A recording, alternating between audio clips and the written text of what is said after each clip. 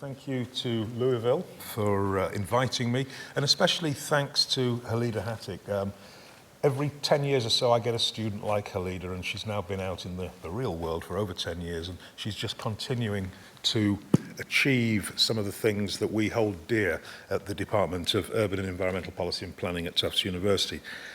We say that we educate practical visionaries, and she fully fits that creed of being a practical visionary, feet on the ground and head in the sky of possibility. So, well done, Halida.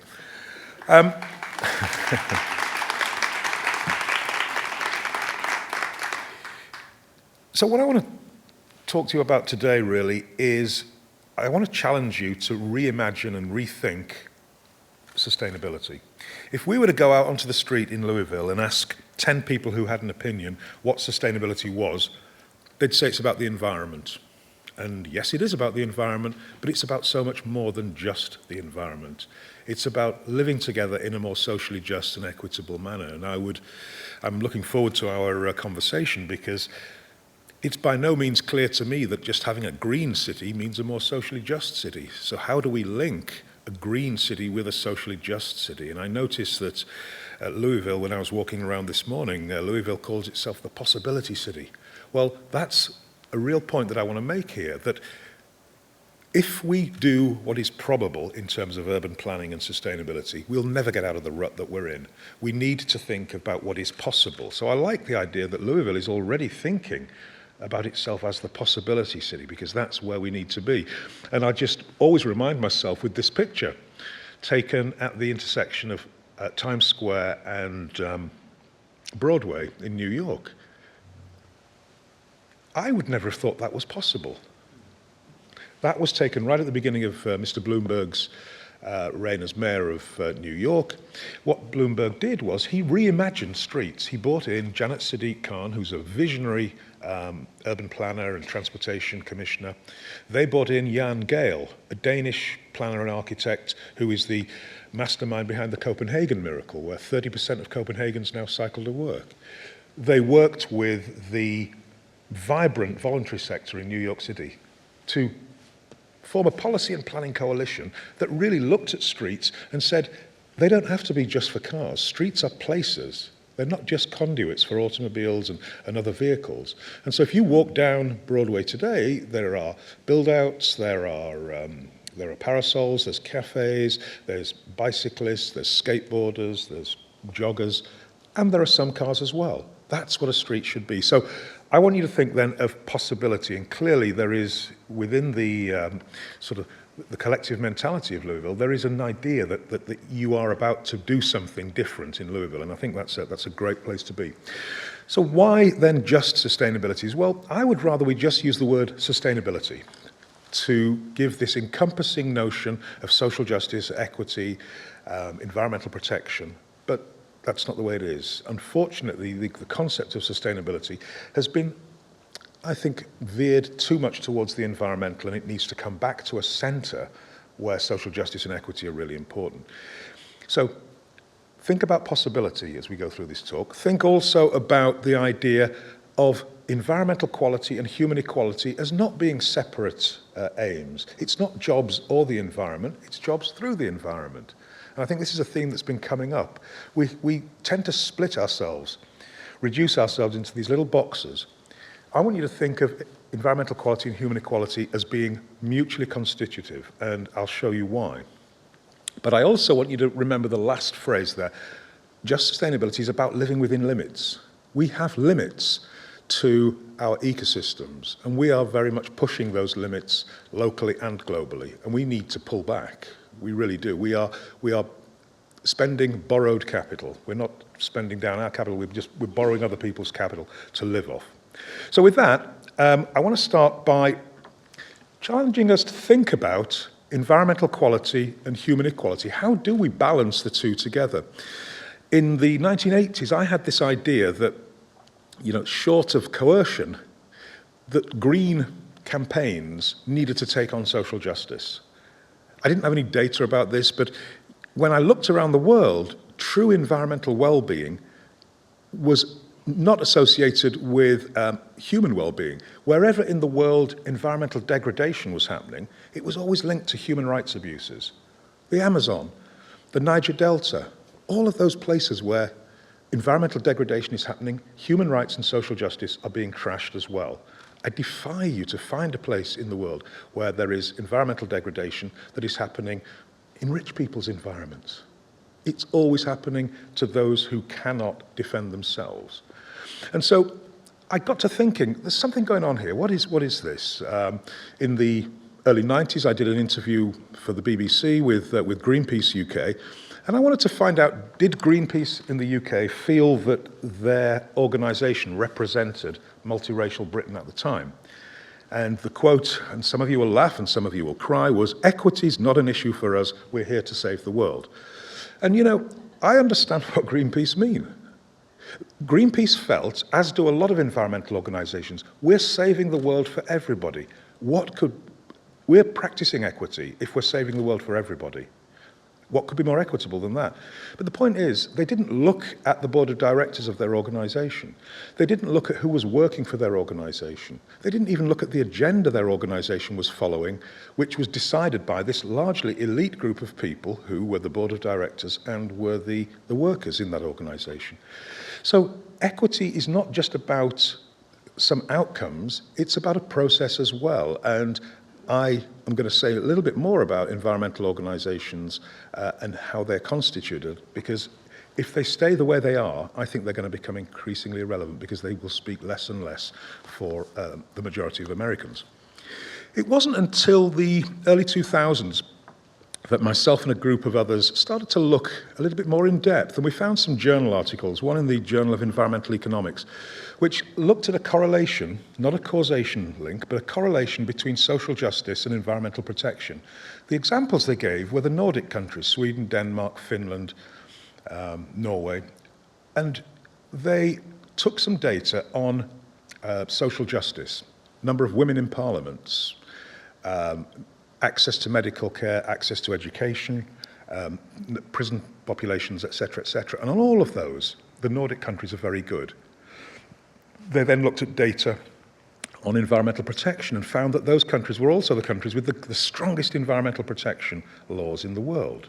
And they looked at countries that were trashing their environment, and they were also trashing their people as well. So they made a tentative link between the way we treat each other and the way we treat the planet. And they are not unlinked. Now, I'm not saying that there's a causation here, but what I'm saying is there is some link between social justice and environmental protection. But it wasn't until this book came along, and I don't usually advertise other people's books. I'm an academic. I want you to buy my book.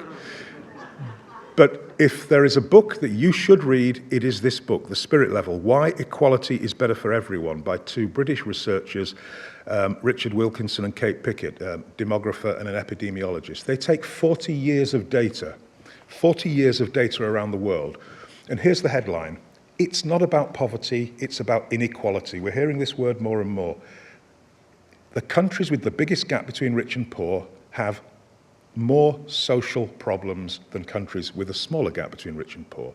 Whether it's measured by domestic violence, prison populations, all the raft of social ills are greater, the gap between rich and poor.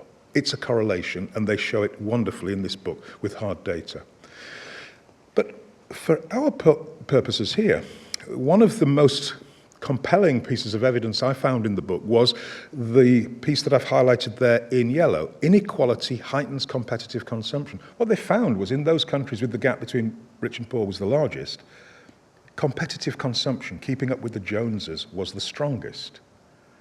And it was not just the poor trying to keep up with the middle class, trying to keep up with the upper middle class. It was the super rich trying to keep up with the, oh my God, I'm so rich, I don't even know what to do about it, rich. At every level, people are trying to keep up with the next level. And we're on this treadmill of consumption. Point is, that treadmill of consumption drives up the carbon footprint. So those countries with the greatest inequality, they say, are also the ones with the highest carbon footprints who are doing the most to damage our climate through climate change. The headline, therefore, is, if we want to mitigate against climate change, now we're already going to have to adapt to what's happening already, but if we want to mitigate further damage, we need to start looking at inequality in nations and between nations as another way of bringing down our carbon footprints. I don't hear Bill McKibben and some of the leaders of the climate change movement talking about this. We're still talking about the science. Let's get off the science. That's in. Let's talk about inequality and some of the ethical and moral reasons why we should be doing something about climate change. So if we really want to understand sustainability, our focus should be on both human equality and environmental quality together. I think there's absolutely enough evidence to say, let's stop separating out environmental quality and human equality, social justice and environmental protection. These are too interrelated, and the reason why we're not doing well on either is because we're not linking them. But our problem here in the United States is that we have two separate social movements. One is the movement for environmental sustainability, and the other is the movement for environmental justice, or what Ramachandra Guha calls the environmentalism of the poor.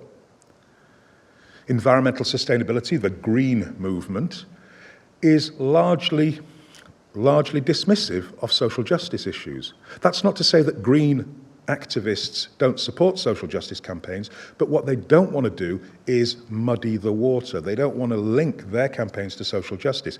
And I won't go through all the data, but those three quotes that I put in there, Warner, Pearsall and Pierce, and Portney, show that systematically cities on their sustainability websites are ignoring issues of social justice and equity. They are not making the links. I urge you here in Louisville to start making those links. You have great opportunities here, but you also have, you know better than I do, some great inequities in this city that need to be addressed alongside your greening strategies. Because, you know, I don't need to tell you, but walking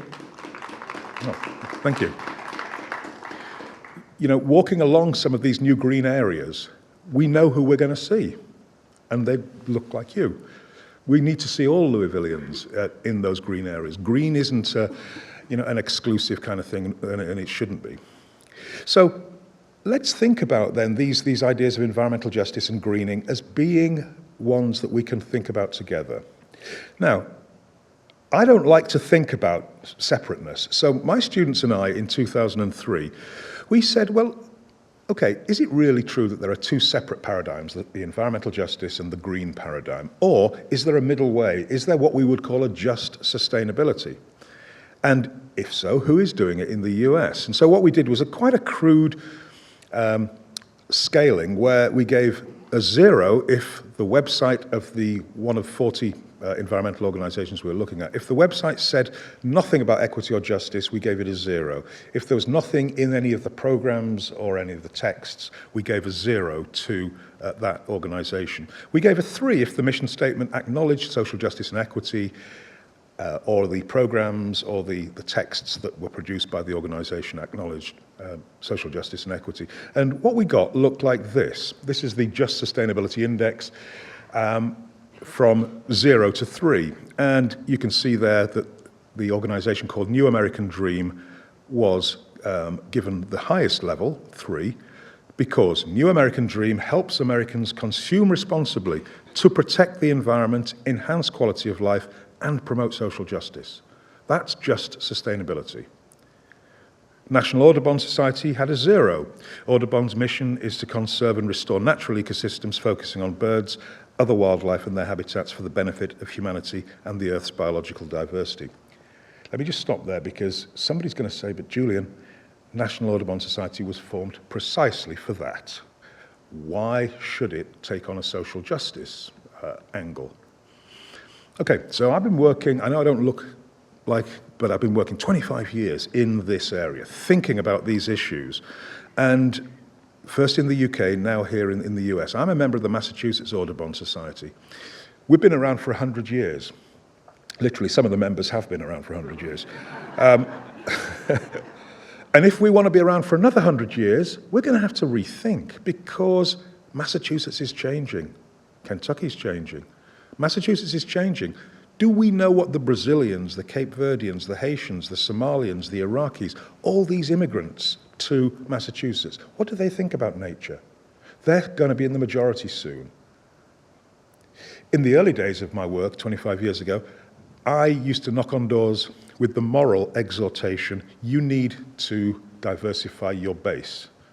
Now, it's not just about a moral exhortation.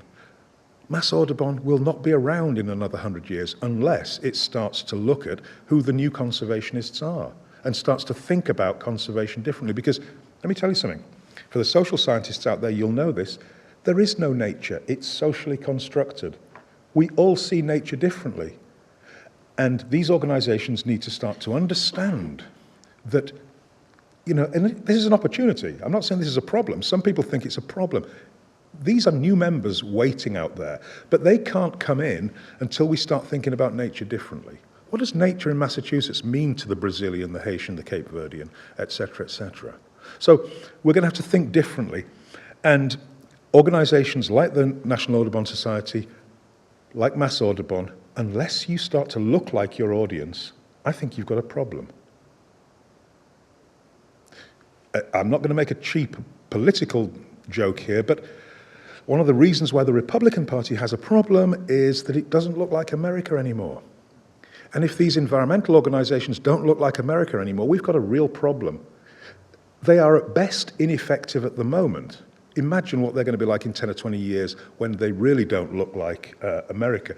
And let me just show you a couple more here. Sierra Club got a 2, the Wilderness Society got a 1. But if you look generally over all of these, the average Just Sustainability Index is about 1.3, 1.4.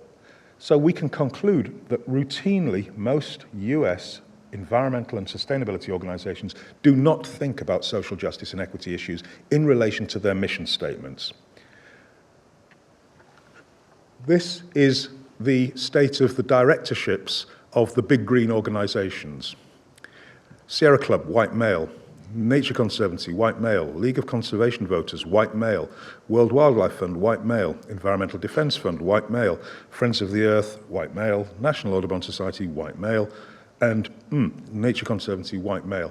Good news, Annie Leonard, the story of stuff, has just been appointed director of Greenpeace, so she's a white woman. When is one of these organizations going to look to some of the talent that's out there? There's a lot of talent out there. We need to have these organizations looking different. They will be more effective as a result. And I'm sure this will come up in discussion, because that same thing doesn't necessarily apply to environmental organizations. It could apply to, urban planning. It could apply to all kinds of organizations. We need to look like America, and it's something that I think is approaching a crisis. One organization that we found that was the poster child, if you like, for just sustainability was this organization called Urban Ecology in San Francisco. And if you look at the mission statement there, now the mission has actually changed, but this was the mission statement in 2003 when we did the research. Urban ecology has not focused on the traditional environmental priorities of preserving land, air, and water. Neither have we had a traditional community development focus aimed at, for example, generating affordable housing. Rather, our work has integrated elements of these disciplines and others with healthy human habitats as the common denominator. And so I put it to you, healthy human habitats is just sustainability. It's the linkage between social justice and environmental protection.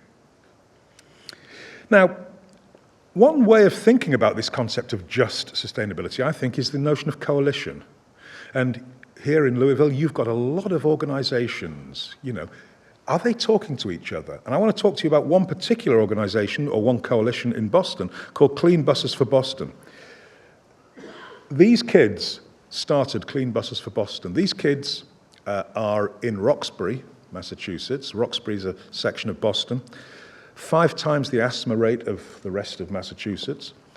11 diesel bus garages, or there were in the early 2000s, one of which, the Bartlett Bus Garage, was the biggest in the northeast of the United States. And the kids noticed, because their little masks say, fresh air please, the kids noticed one day that there were 150 buses in the garage idling for hours.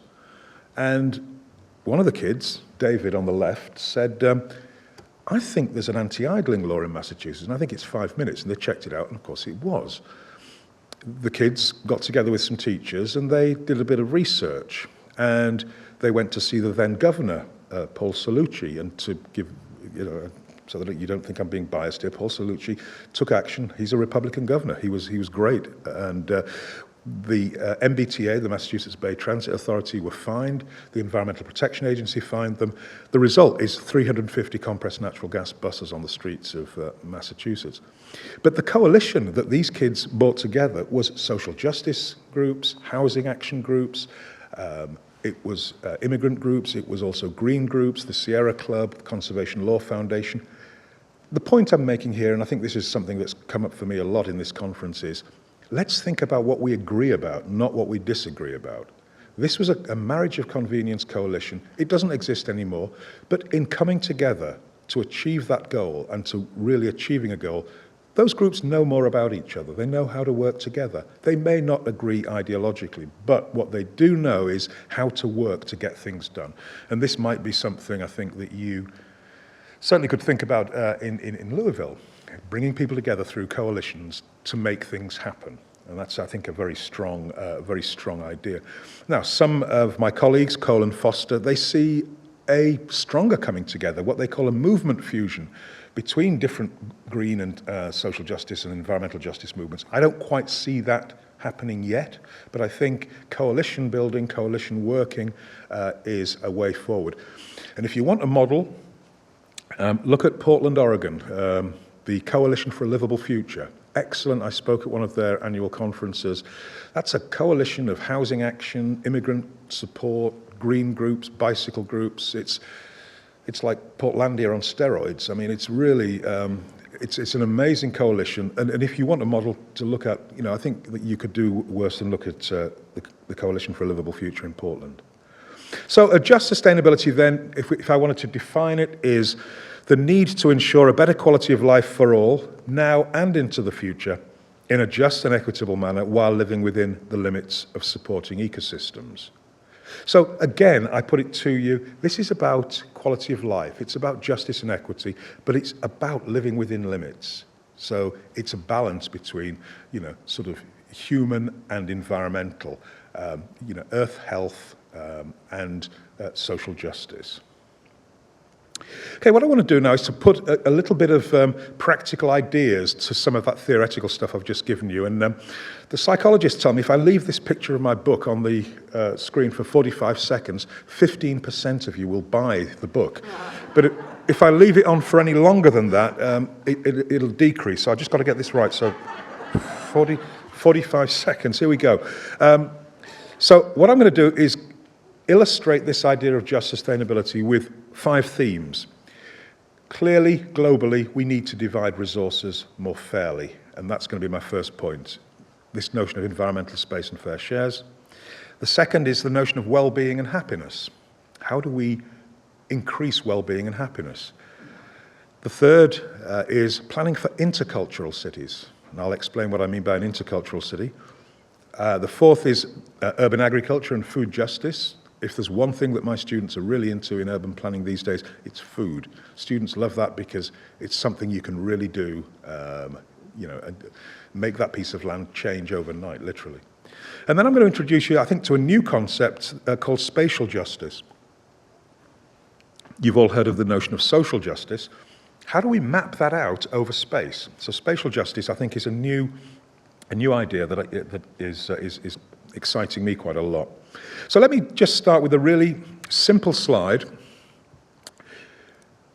There is a theoretical amount of consumption that we as humans could do which could be sustainable. That's called the environmental space. And that represents the middle area. And there are about 8 or 9 different resources that make up the resources from which we derive most of the goods and products that we need.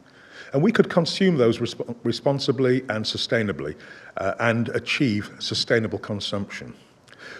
2 problems.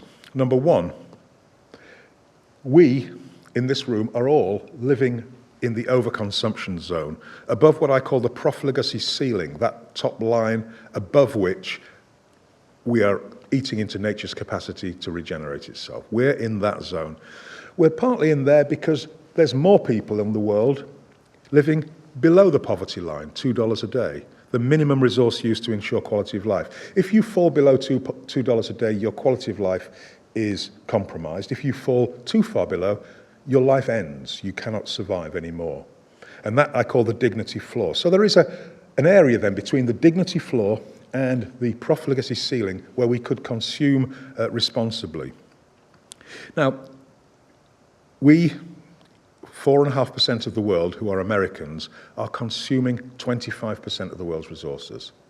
To me, that is the most dangerous statistic on the planet, 4.525. You can, I don't want to say you can forget global terrorism, we can't forget it, but 4.525 is the most dangerous statistic. Brazil, Russia, India, China, and South Africa, the BRICS, want to consume like us. We're already consuming 25%. How are we going to divide up the resources in a fair shares way? We need to start thinking about it. I mean, the bottom line is we need to consume 4.5% of the world's resources, which is our fair share if we were to do on a fair shares or a per capita principle. Works like this. On January the 1st, 2050, there will be roughly 10 billion people on the planet. It'll actually be a little bit less, but let's say there's 10 billion.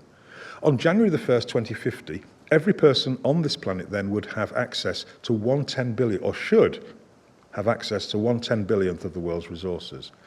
A country's fair share would be found by multiplying 400 million, say that's what our American population might be, 400 million by 1/10 billionth. That would give us our fair share per capita share.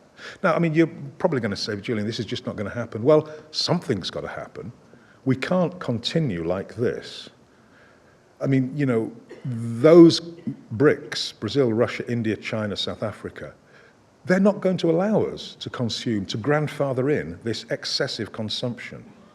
They're not going to allow it because their populations want to be able to consume. So we either talk or we fight.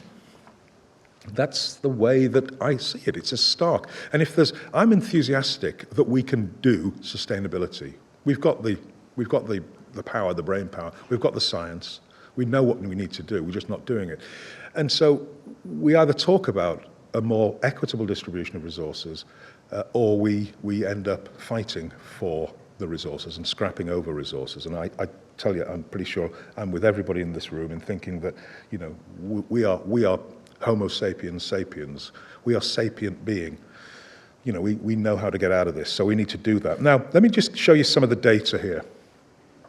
On the left is the target. On the left is the resource. Okay, the different types of resources: energy, non-renewable materials, land use, and other resources.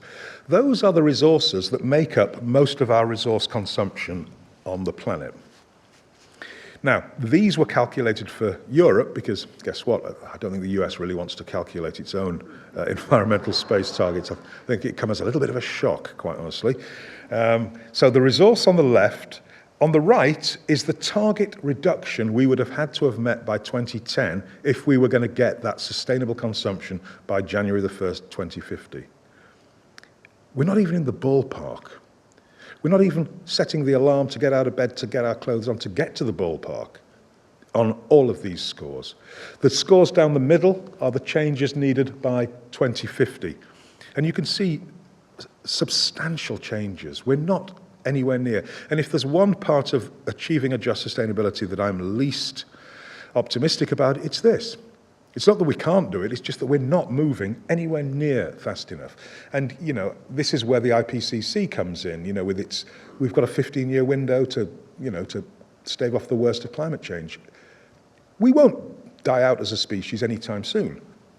But if you want to see inequality become really bad on this planet, let's let climate change do it for us, because it will do it, and it's already doing it now. Who dies most in Chicago when the heat waves come? What happened in Katrina? Whether you call it climate change or not, that's what it's going to look like. And so we know what it looks like, and it doesn't look good to me. Oxfam, always good with solutions. Oxfam have changed that chart I showed you a little bit, and they've calculated this concept called, well, it's called the Oxfam donut, because it apparently looks like a donut, but it's called the Safe and Just Operating Space for Humanity. On the outside rim is what's called the environmental ceiling. And there are 9 environmental conditions that we must stay within. We're already outside on 3 of them, which is climate change, biodiversity loss, and on nitrogen loading. On the inner circle is what's called the social foundation. These are issues like food, water, income, education, resilience, voice, jobs, the human factors. And in between that, if we can get those right and we can stay within the environmental limits, we could have a safe and just operating space for humanity. So do take a look at that. I mean, if you go to Oxfam 2012, it's a very interesting, very easy visual to understand where we are as a humanity in terms of trying to get to a place where we are environmentally responsible, but we are also socially just. The second area that I wanted to talk to you about was this idea of well-being and happiness.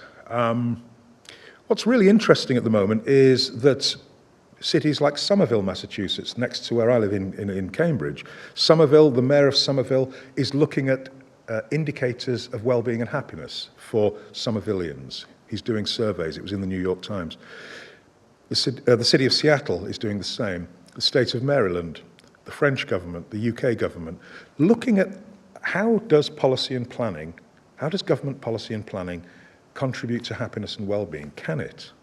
It shouldn't just be about how much this party's going to tax us and how much this one isn't going to tax, and it shouldn't be just about financial or quantitative things. It's about qualitative issues, and that's what I want to dwell on here. And this is, I think, a wholly more optimistic area for social and just sustainability. The organization called New Economics Foundation, whose logo is in the middle of that book there, they developed this 8-point manifesto for well-being. I'm not going to go through all of these, but if you look at those factors of well-being, all of them are doable.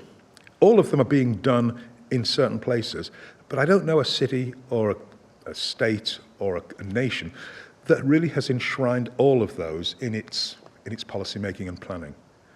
I want to take, though, one of those, create an education system to promote flourishing. I want to take that one and just illustrate something that I think will interest you and will really, I think, materialize this idea of what a just sustainability is about. So straight out of university, I taught high school geography, 1980. In summer of 1980, a young kid comes up to me, David, and he said, "Sir, what do dumb kids like me do now we've finished our exams? Sir, what do dumb kids like me do now that we've finished our exams?" Nothing in my training as a teacher had equipped me to say anything to him. I just looked at him. I didn't know what to say. Point is, David wasn't dumb, but the school system had told him he was dumb. You all know Davids from the Louisville school system and from every school system around the world. We teach kids in a very narrow range of cognitive skills, and when they don't match up, they assume they're dumb. Now, we're the dumb ones because we didn't find out what he was good at, but we told him what he wasn't good at. And at 16, we then pushed him out into society to go and do whatever kids did. And this was Thatcher's Britain. There were not a lot of jobs. I don't know what's happened to David. I wish I did. Maybe I'll Google him and try and find out. But the point is, there's a lot of Davids around. 25 years later, I was traveling in West Africa, in Ghana, and a young woman comes up to me and she says, "Sir, will you buy some of my peppers? But don't think of me as a pepper seller. I'm a student. I want to improve my education." And you know what? All of a sudden, those two instances made me just think about sort of Amartya Sen and the notion of capabilities and potential, and poverty being the inability to realize one's potential. And what I realized was these young people just want to be able to do something, to be capable, to contribute. And it made me think also of my greenie friends who are always going on about, oh my God, we're cutting down so much rainforest. There could be a cure for cancer in that rainforest. There could have been a cure for cancer in David, or in the girl in Ghana, or in all of those millions of other people whose talents we waste around the world every day. My point here is, a just sustainability is about increasing environmental potential and about increasing human potential, about increasing human capital and increasing environmental capital. The two are related. We will have a better planet if we can increase human potential to work for that environmental potential. So that is, I think, a really important aspect of a just sustainability. The third area that I wanted to talk about, and this is actually, it's another book I would strongly recommend. It's called The Intercultural City, Planning for Diversity Advantage. Read this book. It's a fabulous read. Phil Wood, I know Phil, and Charles Landry, two very creative thinkers about cities. And their basic thesis is this: why is it that so many cities see diversity as something to be tolerated, managed? Diversity is a problem. In fact, you'll see chapters, the diversity problem. What if diversity was an advantage? What if we thought about diversity as an advantage? Something to be nurtured, something to be keen on. We're just beginning to see that in Cambridge, Massachusetts, where I live. We are now one of the world's top tech hubs, and the new PhDs coming into Cambridge are coming from India, China, Africa, Latin America. They are very diverse. There's a new diversity of highly skilled people, and these people are an advantage. We need to start thinking of diversity as an advantage. And so the idea of interculturalism then says diversity is an advantage. It says that we need to think about public spaces, which I'm going to go on to talk about. We need to think about our public spaces differently. We need to think about our institutions differently. Because you wouldn't know it, but Boston is now a majority-minority city. 53% of Bostonians are now people of color. Do the institutions of Boston reflect that? Well, no, they don't. They haven't changed. And so interculturalism says, as the population of a city changes, the institutions need to change to reflect that population. And until we do that, and until we start seeing issues like cultural competency as being important, then we're not going to move forward. And just on that, I mean, I was shocked to find that my students did a survey of all the 85 accredited planning schools in the United States. 85 accredited planning schools. None of us, including mine, had a core curriculum class on cultural competency. We all talk about social justice and equity, and that's right. But cultural competency is not the same as social justice and equity. I would say that, you know, social justice and equity are prerequisites for cultural competency, but cultural competency is how do you work with these different communities? And when I say different, I don't just mean faith or religious or ethnic. I mean, you know, lesbian and gay, or how do you work with difference? How do we work with difference? And if urban planners, who are the ones who are going to be helping communities to build better, more sustainable, more just communities, if urban planners aren't thinking in this way, or aren't trained in this way, or don't look like the communities they're working with, then we've got a problem. So we're now looking at sort of retrofitting issues of cultural competency into our core curriculum, because it really is important that our students go out with some confidence that they can actually work with communities and not make mistakes. I mean, that's one of the things. I mean, our students are frightened of making mistakes. How do we equip them not to do that? So the fourth area that I wanted to talk about was this idea of urban agriculture and food justice. And I've got 4 interesting pictures there, and you're probably thinking, how is he going to make links with those 4 pictures? Well, let's give it a go. Take the bottom right. This is, and I've forgotten the guy's name now. I wish I could remember his name. But he's a tobacco farmer. It's a link with you guys. But he's in Maryland. So he's a tobacco farmer, and he and his wife, about 3 years ago, noticed that there are about 140,000 African immigrants in the Washington, D.C. metro area. And they want to eat African foods grown in the United States. So the sign there that says African produce is not some place in Africa, it's George Bowling and his wife's farm. That's what it's called, George and June Bowling. So they have started growing African foods. And they've got a very good business now from Africans coming out from the DC area to, number one, help find out what we'll grow, but also to pick their own foods. So I say this for several reasons. Number one, there's an entrepreneurial streak, as you know, within America, and this entrepreneurialism is catering to the new immigrant through agriculture. But secondly, and I think even more importantly, what is local? We've got this obsession in urban agriculture, buy local, buy fresh, buy local. In an intercultural society, what is local anymore? Because those Africans in DC think their food is local, and it's grown fairly locally, so they're all happy that that's local food. But that's probably not what some people might say who are more entrenched in an idea of local as being geographically local. The Filipinos in San Diego, I read an article just recently, they see their food as local food. The Canadian Chinese farmers in Vancouver, 15% of farmers in the greater Vancouver region are Chinese Canadians. They see the Chinese crops they grow as local food. If those people in the food movement insist on calling local food what should grow in a place, then we will cut off the rest of a bigger movement for change. I think we need to be reflexive, and we need to think about the notion of localism as being self-defined. If this gets a bigger movement for healthy, locally grown food of whatever origin, then let's do it, because we will have a bigger, more powerful movement as a result. So the two top slides, interesting as well. Top right is New Roots Farm in San Diego, and New Roots is one of 50 immigrant farms. My university, Tufts, has one called the New Entry Farming Program just outside of Boston.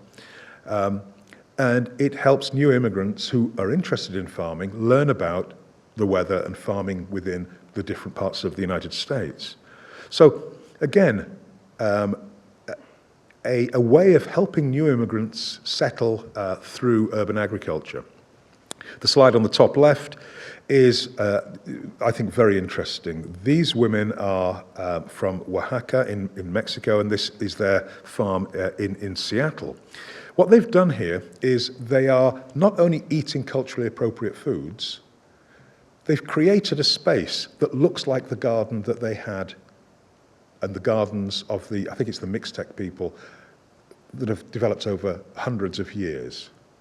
So what they've done is they've not only created a wholesome supply of local food, they've created what's called an autotopography. They've inscribed themselves and their culture on the landscape. And for those of you who know about urban planning, the big story now is placemaking. It's what you're doing in Nulu. You're making place. You're making authentic place. That's what these people are doing through their immigrant farming. It's another form of placemaking.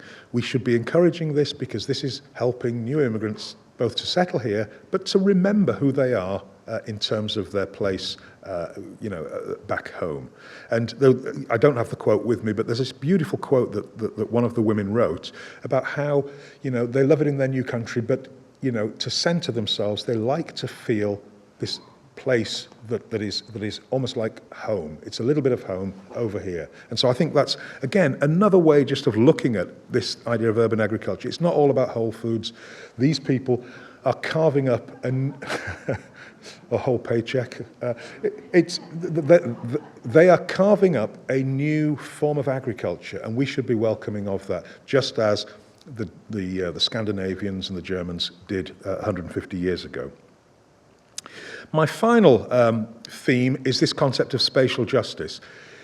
How many of you grew up in towns where there was a railway track, and on one side of the railway tracks, one thing happened, and on the other side, life opportunities, life chances, life expectancy was very different, and you didn't talk to the people at the other side of the tracks?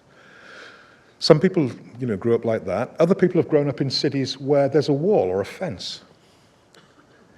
Spatial justice says, just as social justice requires that life chances are not distributed along class lines, spatial justice requires that they are not distributed geographically. How do we give opportunity, not just in a socially just way, but in a spatially just way? I mean, again, I had a little wander around Louisville. Alida's husband Jeff took me on a drive around. I got to see some stuff, but clearly there are lines. Maybe some of them are unofficial, but there are lines. How do we eradicate the lines? And so this next two slides, I want you to think about, how do we create the space for encounter? How do we get people to talk, to contact, to mix? Because one of the dangers is separation. People separating. Inequality will do that. It will separate us. How do we design spaces, create opportunities for mixing and for encounter? Because some research that's just come out, but it goes back to some research done by Alport, a Harvard psychologist in the 50s, has shown that the more people interact with difference, the more tolerant they are. Somebody who's probably paid millions of dollars to find that. We know that intuitively. The more we talk to each other, the better we get to know each other. It makes common sense. So I want to give you two examples. I want to think about urban parks as one example, and you've got a great opportunity with the new parkland down at the river, I see. This book, again, another book. I mean, seriously, if you're interested, Rethinking Urban Parks, Public Space and Cultural Diversity. Wow. Usually we get parks and biodiversity, but public space and cultural diversity. The headline in this book from some geographers at City University, New York, is, "In this new century, we are facing a different kind of threat to public space. Not one of disuse, but of patterns of design and management that exclude some people and reduce social and cultural diversity." So they're saying that our parks, the way they're designed, can reduce social and cultural diversity. I'm going to give you two examples, one of design and one of management in parks, that do just that. And both examples are from the UK, but I think you'll understand them. So one park that I was asked to look at in the early 90s looked something like that. It was a big park in North London, right on the edge of the county of Hertfordshire. And some of you will know that there's what's called the Green Belt around English cities. The Green Belt is a post-war planning tool to stop sprawl. That's why British cities don't sprawl generally, because we've got this very strong legislation around the Green Belt. And in the Green Belt between London and Hertfordshire is a country park called Aldenham Country Park. And the County of Hertfordshire Parks Department asked me to look at the park. They said, look, the park's been around for 150 years, it hasn't changed, but the people of North London who visit the park have changed. And so I walked around, and sure enough, I didn't see many people wandering around, in the transcendental manner of, two people and a dog. Mainly it was large groups of extended families, Greek, Turkish, Cypriot, African, Asian. And then I looked around at the park benches that were designed for 2 or 3 or 4 people, and I thought, where do people sit? A design issue in the park that was a problem from the user point of view. Why not design, given you've got all of these extended families, why not design forum-style seating? So there's one design issue. A management issue that I found as well in another city in southwest England called Bristol, another park, something like this in the city. The local wildlife trust said, this park isn't good for wildlife. All we've got is this ryegrass. And ryegrass, the usual park grass, good hard wearing, good for sports fields, good for sitting on, good for walking on, very poor for biodiversity. So the local wildlife trust said to Bristol City Parks Department, here's what we should do. We should create a wildflower meadow in this park. Let's do that. And the Parks Department said, yeah, great idea, let's do it. So over 2 or 3 years, an appropriate management regimen was embarked on in the park, which, sure enough, after a couple of years, an 18-inch deep sward of grass with bugs and every kind of critter you could imagine sort of flying around. And everybody, the local TV station was there, everybody thought it was a great idea. Apart from somebody who said, you know what, I've not seen any Asian or African Caribbean people going anywhere near the long grass. Snakes. Fear of snakes. And a fear of snakes, even amongst second generation, third generation kids from those groups, Asian and African Caribbean groups.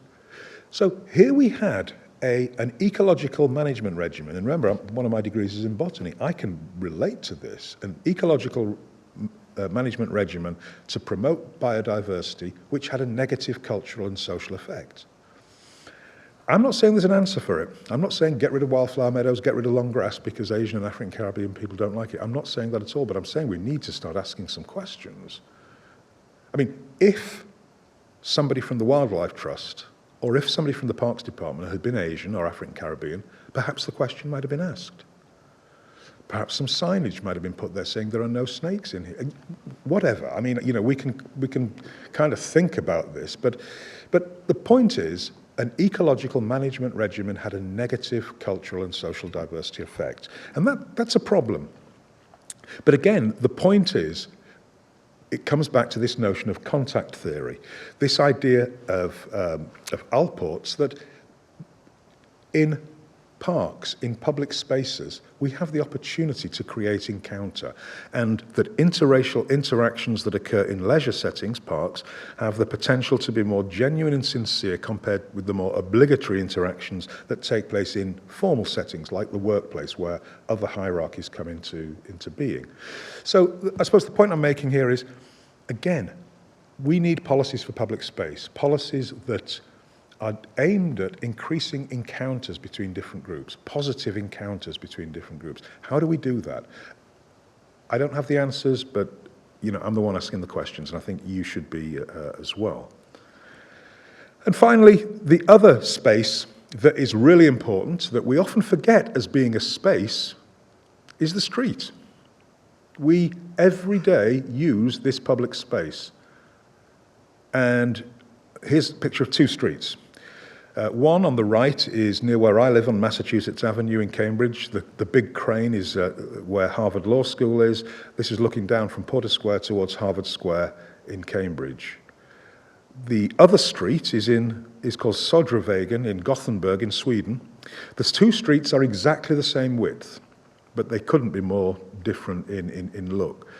Now, why am I talking about spatial justice here? How we organise the street, I think, affects how we behave. And there's a lot of evidence, actually, from the 70s that this is the case.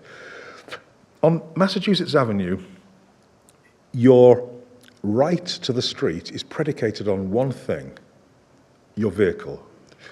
And actually another thing, the size of your vehicle. The bigger your vehicle, the more rights you have on the average American street. It's true, isn't it?